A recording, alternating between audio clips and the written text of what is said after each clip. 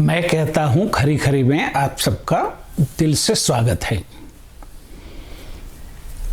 Divine Mahakal की ओर से, प्रज्ञा महाअवतार बाबा जी की ओर से, गुरु माँ की ओर से और मेरी ओर से आप सबको ढेर सारे आशीर्वाद। सुखी रहो, खुश रहो, अध्यात्म पथ पर आगे बढ़ो और मोक्ष की ओर गति करो। मोक्ष सनातन धर्म ही सिखाता है कि कैसे पाना,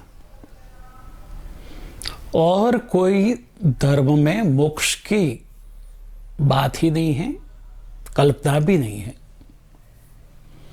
सिर्फ और सिर्फ सनातन धर्म ही मोक्ष की बात करता है। आज पूरे विश्व में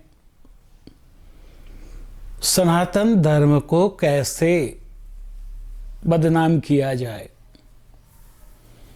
कैसे उसका अपमान किया जाए, उसकी होड़ मची है। उसमें कई सनातन धर्मद्रोही भी जुड़े हैं। मान सकते हैं कि परधर्मी को पता नहीं है, तो वो एकजुट होकर सनातन धर्म को नीचा दिखाना उनका काम हो सकता है। मगर जो सनातन धर्मी है और फिर भी अपने को आधुनिक बताने में सनातन धर्म की टीका कर रहे हैं, उनसे हमें सावध रहना है, सावचेत रहना है। एक बात सिर्फ याद रखें कि सनातन धर्म ही द्वैत से अद्वैत तक की गति करवा सकता है। बाकी कोई धर्म में अद्वैत की बात नहीं है।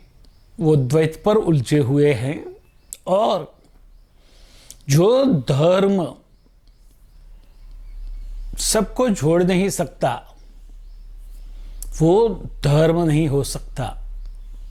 ये बात समझ लेनी जरूरी है। धर्म का काम है सबको जोड़ना,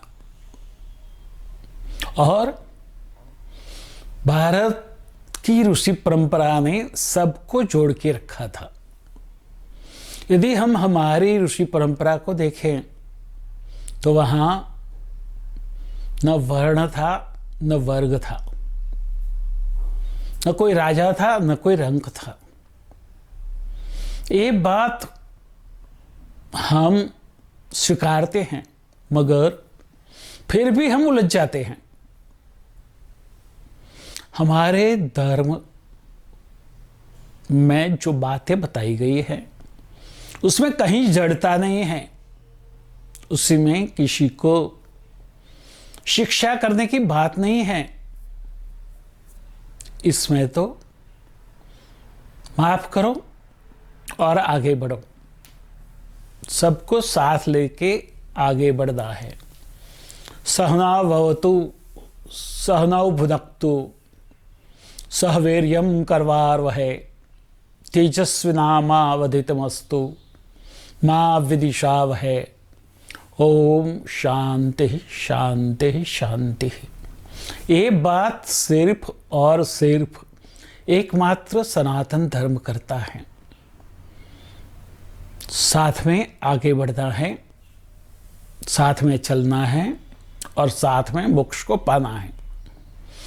साथ में सबको खुशी माणनी है और सबको साथ मिलकर सारी जो भौतिक संपदा है वो भुगतनी है। ये बात इतिहास के सारे पन्ने में देखो तो कहीं नहीं मिलेगी सिवा सनातन धर्म के।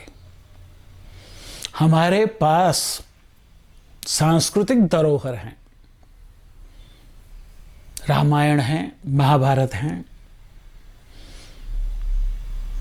4 वेदास हैं, 108 उपनिषद हैं और 18 पुराण हैं। उसके सिवा भी बहुत कुछ है, मगर ये सारे ऑथेंटिक्स भगवान परम ब्रह्म परमेश्वर के मुख से प्रकट हुए हैं और किसी ने उसको प्रकट नहीं किया है। तो एक बात समझना है, रामायण की बातें देखें, महाभारत की बातें देखें, कहीं वर्ण और वर्ग की बात नहीं है। मगर आज भारत के राजकारणी इतने नीचे गिर गए हैं कि वो वोट के लिए रामचरितमानस को जला रहे हैं। और देखो, उसमें उलझने की और दुख कर पाने की, दुखी होने की कोई जरूरत नहीं है। जो धर्म का अपमान करता है उसे तो भुगतना है, और वो इसी तरह से धर्म का अपमान कर रहे हैं। और वो धर्म का अपमान नहीं है, मगर जो लोग धर्म फॉलो कर रहे हैं, अनुसर रहे हैं, वो सबका अपमान है। हमारे परम ब्रह्म का भी अपमान है, चाहे कोई माने न माने। जिसने ये दुष्कर्म किया है उसको महाकाल कड़ी से कड़ी दंड देगा, ये बात समझ लीजिए।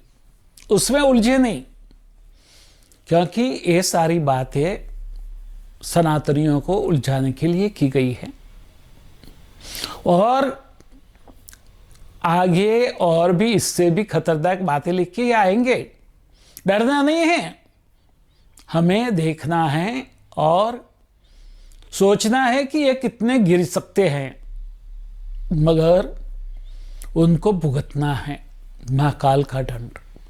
और ऐसे कर्म नहीं करेंगे तो कैसे भुगतेंगे, ये बात समझ लीजिए। प्रतिकार न करें, वाद विवाद में न पड़े, सिर्फ अपने इष्ट में पूर्ण श्रद्धा रखकर अपना अध्यात्म पथ आगे बढ़ाएं। हमें द्वैत से अद्वैत तक जाना है, मनुष्य योनि से देव योनि में जाना है, और परम ब्रह्म में लीन होना है। ये बात कहीं नहीं है।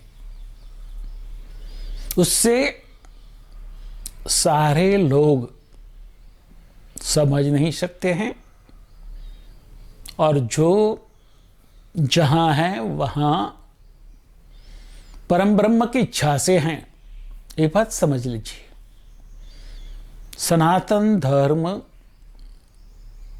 वर्ण विहीन और वर्ग विहीन था, है और रहेगा।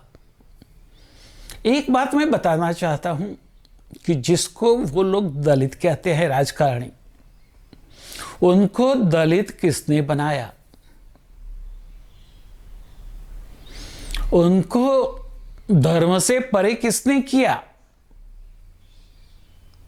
जरा सोचे। जो लोग अपने आप को दलित समझ रहे हैं वो समझे कि आपके नेता ही आपको दलित बनाना चाहते हैं। कहीं जगह तो दलित से महादलित भी बना दिया है। और यही दलित शब्द संतों के साथ जुड़ा। संत कभी दलित नहीं हो सकते। संतत्व, सन्यासित्व कभी दलित नहीं होता। वो तो एकदम विशाल है, जिसकी कोई सीमा नहीं। वो विराट है। और ये विराटता को नहीं समझने वाले ये भेद खड़ा कर रहे हैं। तो ऐसे लोगों से हमें सावध रहना है, और सावध रहते हुए अपने कर्तव्य पथ को आगे बढ़ाना है। और हमारे आध्यात्म पथ की ओर गति करते हुए मोक्ष को पाना है। बस एक ही काम करना है, न वाद करें न विवाद करें, अपने सदगुरु की, सिद्ध गुरु की आज्ञा का पालन करें और उनके बताए रास्ते पर आगे बढ़े। आपके लिए मोक्ष सहज है, चुटकी का काम है, चुटकी बजाने जैसा काम है। और कहीं कतई अपने गुरु को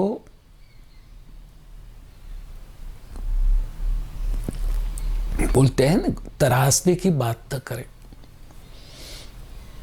गुरु को तराशने की शक्ति आप में है क्या? उतना ज्ञान आप में है दूसरों के शब्दों में, दूसरों की शब्दजाल में न फंसें। सिर्फ अपने गुरु पर भरोसा रखें, पूरा भरोसा, और उनके बताए रास्ते पर आगे बढ़े। आपके लिए स्वर्ग के द्वार अपने आप खुल जाएंगे। आपको उसको खटखटाना भी नहीं पड़ेगा। आप जैसे पहुंचेंगे वैसे ही आपके लिए द्वार खुल जाएंगे। तथास्तु।